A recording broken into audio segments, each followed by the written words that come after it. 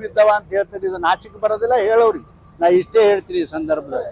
ಬಿಜಾಪುರ ನಗರದಲ್ಲಿ ಸಾಕಷ್ಟು ಗುಂಡಿಗಳು ಅಲ್ರಿ ಮತ್ತೆ ಈಗ ಮಾಡಿದ್ದೆ ಅದ್ರ ಸಲಹೆಗಲ್ಲಪ್ಪ. ನೀರ್ ಸೋರ್ಲಾಗತ್ತೆ ನೋಡಿದಿಲ್ಲ ಎಲ್ಲ ಮಸೂತಿ ಆಗೋದು. ಮತ್ತೆ ಅದನ್ನು ತೆಗಿಯೋದ್ ದಿಕ್ಕಿ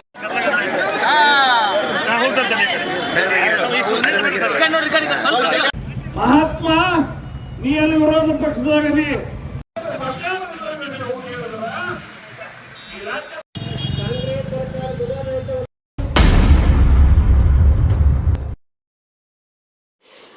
आज बीजापुर शहर के इटगी पेट्रोल पंप के पास बीजेपी पार्टी के लोगों ने मिलकर वहां पर इटगी पेट्रोल पंप के रोड को ब्लॉक करके कांग्रेस सरकार के खिलाफ एक प्रोटेस्ट किया।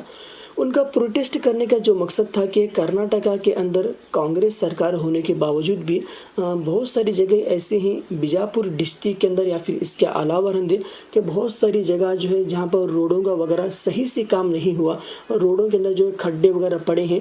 तो ये मुद्दे को सामने रखकर उन्होंने कांग्रेस सरकार के खिलाफ आवाज़ उठाई है। इसमें बीजेपी के जो है बड़े बड़े लीडर्स मौजूद थे, खास करके MP रमेश जिगजन साहब भी मौजूद थे। इसके अलावा भी बहुत सारे बीजेपी के बड़े लीडर्स मौजूद थे। उन्होंने क्या कहा और MP रमेश जिगजन साहब भी उन्होंने क्या कहा आप आगे वीडियो के अंदर देख सकते हैं।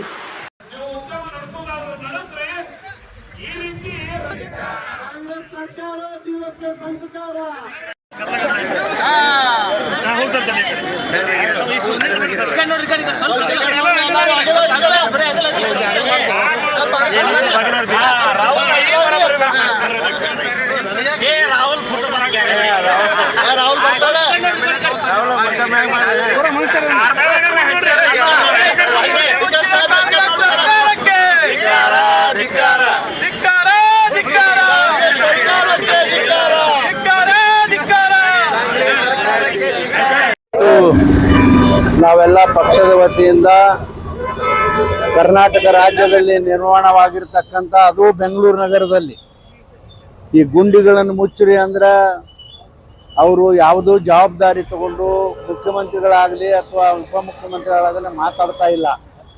ಅವ್ರು ಎಂಥ ಮನುಷ್ಯರಂದ್ರ ಉದಾಹರಣೆ ಮೋದಿಯವ್ರ ಮನೆ ಮ್ಯಾಳಿಗೆ ಮೇಲೂ ಗುಂಡಿ ಬಿದ್ದವ ಅಂತ ಹೇಳ್ತಾರೆ. ಇದು ನಾಚಿಕೆ ಬರೋದಿಲ್ಲ ಹೇಳೋರಿ. ನಾ ಇಷ್ಟೇ ಹೇಳ್ತೀನಿ ಈ ಸಂದರ್ಭದಲ್ಲಿ. ಬಿಜಾಪುರ ನಗರದಲ್ಲಿ ಸಾಕಷ್ಟು ಗುಂಡಿಗಳು ಅಲ್ರಿ ಮತ್ತೆ ಈಗ ಮಾಡಿದ್ದೆ ಅದ್ರ ಸಲಹೆಗಲ್ಲಪ್ಪ. ಈ ಅದ್ರ ಸಲಹೆ ಅಲ್ಲಿನೂ ಕೂಡ ಅದೇ ವ್ಯವಸ್ಥೆ. ಸರ್ಕಾರದವ್ರು ರೊಕ್ಕ ಕೊಟ್ಟರೆ ತಾನೇ ಬಿಜಾಪುರದ ಮುನ್ಸಿಪಾಲಿಟಿ ಅವ್ರು ಮಾಡೋರು. ರೊಕ್ಕ ಕೊಡ್ಲಿಲ್ಲ ಅಂದ್ರೆ ಏನ್ ಮಾಡ್ತಾರ ಅವ್ರಿಗೆ? ಯಾವ ನೋಡ್ರಿ, ಒಟ್ಟಾರೆ ಹೇಳೋದಾದ್ರೆ ಕಾಂಗ್ರೆಸ್ ಸರ್ಕಾರ ಏನು ಇದ್ರ ಬಗ್ಗೆ ಹೆಚ್ಚಿಗೆ ಹೇಳೋದಿಲ್ಲ. ಅಷ್ಟೇ ಅಲ್ಲ, ನೀರ್ ಸೋರ್ಲಾಗತ್ತೆ ನೋಡಿದಿಲ್ಲ ಎಲ್ಲ ಮಸೂತಿ ಆಗೋದು. ಮತ್ತೆ ಅದನ್ನು ತೆಗಿಯೋದ್ ದಿಕ್ಕಿ. ಮಹಾತ್ಮ ನೀ ಅಲ್ಲಿ ವಿರೋಧ ಪಕ್ಷದಾಗದಿ. ನಿಮ್ಮ ರಾಹುಲ್ ಗಾಂಧಿ ಅವರು ವಿರೋಧ ಪಕ್ಷದಾಗದಾರ. ಆ ಪ್ರಶ್ನೆ ಅಲ್ಲಿ ಕೇಳು, ರಸ್ತೆ ಸರಿ ಮಾಡ್ಸಕ್ ಹೇಳು. ಆ ತೆಗ್ಗ ನಿನಗೆ ಸಮರ್ಥನೆಯಾಗಿ ಸಿಗಲಾರದು. ಈ ರಾಜ್ಯದೊಳಗ ಸಂವಿಧಾನಬದ್ಧವಾಗಿ ಪ್ರಮಾಣ ವಚನ ಸ್ವೀಕಾರ ಮಾಡಿ ಜನರ ಸಂಕಷ್ಟವನ್ನು ಸರಿ ಮಾಡ್ತೇನೆ ಅಂತ ಹೇಳಿ ಪ್ರಮಾಣ ವಚನ ಸ್ವೀಕಾರ ಮಾಡಿ ನೀವು ಅಧಿಕಾರಕ್ಕೆ ಬಂದಿರಿ. ಬೇರೆ ರಾಜ್ಯದಾಗ ದೇಶದ ರಾಜಧಾನಿ ಆಗಿರುತ್ತಾಗ ನಿಮಗೆ ಸಮರ್ಥನೆಯಾಗಿ ದೊರಕಲಿಕ್ಕೆ ಸಾಧ್ಯ ಇಲ್ಲ. ಈ ರಾಜ್ಯದ ಪ್ರತಿ ನಿಮಗೊಂದು ಜವಾಬ್ದಾರಿ ಅದ. ಬೇಜವಾಬ್ದಾರಿ ಹೇಳಿಕೆ ಈ ರಾಜ್ಯದ ಜನತೆ ಸಹಿಸಿಕೊಳ್ಳಲ್ಲ. ಈ ರಾಜ್ಯದ ಜನತೆಗೆ ಪ್ರತಿ ನಿಮಗೊಂದು ಜವಾಬ್ದಾರಿ ಅದ. ಕರ್ನಾಟಕ ಸರ್ಕಾರ ರಸ್ತೆ ಗುಂಡಿ ಮುಚ್ಚುವಂತ ಕೆಲಸ ಮಾಡಬೇಕು, ಇಲ್ಲಾಂದ್ರೆ ಅಧಿಕಾರ ತ್ಯಾಗ ಮಾಡಿ ರಾಜೀನಾಮೆ ಕೊಟ್ಟು ತೊಲಗಬೇಕು ಅನ್ನುವಂತ ಆಗ್ರಹವನ್ನ ಈ ಒಂದು ಹೋರಾಟದ ಮೂಲಕ ಮಾಡ್ತಾರೆ.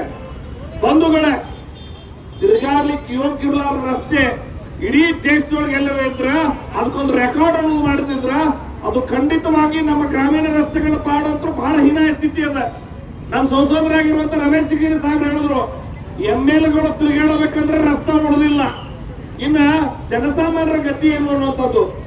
ಖಂಡಿತ ಈ ರಸ್ತೆಗಳನ್ನ ಸರಿ ಮಾಡಬೇಕು.